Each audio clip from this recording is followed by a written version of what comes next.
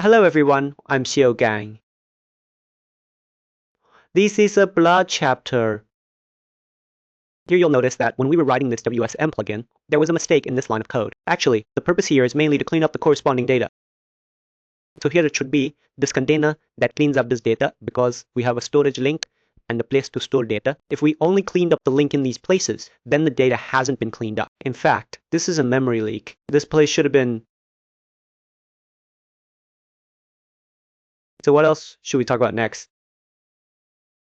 Let's observe carefully. You will notice that our plugin references this module called refactors. Let's briefly collapse this module. After collapsing this module, you will find here, we enter its header file. It is in the engine's WSMessage plugin. Notice its white holder is Mac Win60 for Linux.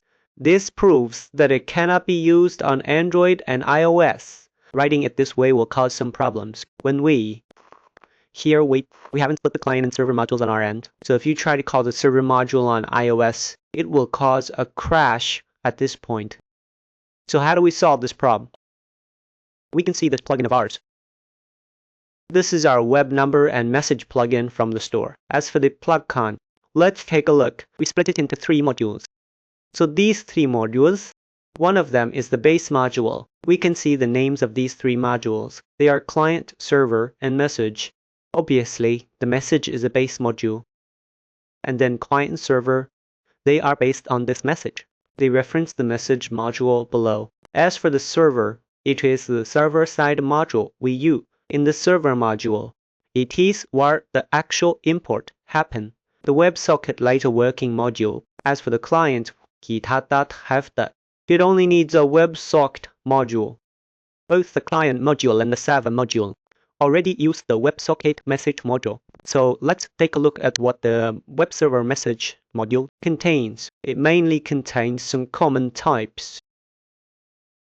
Because we are communicating each statement we define here, as well as some encryption and decryption methods. We put this into the basic message module and client and server. They correspond to the server module and the client module respectively. This way we can make a better distinction. So actually, on the client side, you will only import the message and client modules. And on the server side, you only need to import the server and message modules without needing to import the client module. This is a point we need to emphasize.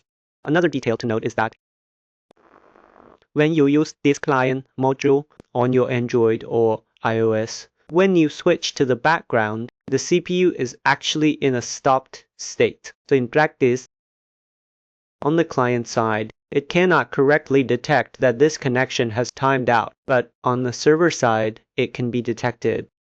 Because your server, after you switch to the background, within the specified time, it did not send a heartbeat to the server, then the server will disconnect it when the time comes. So when you are doing mobile development, you need to pay a little attention when the application is switched to the background. Its CPU is in a stopped state. It means it doesn't advance even a single frame. It's equivalent to direct, similar to the effect of us setting a break. Okay, so that concludes the supplementary chapter. We've covered for everyone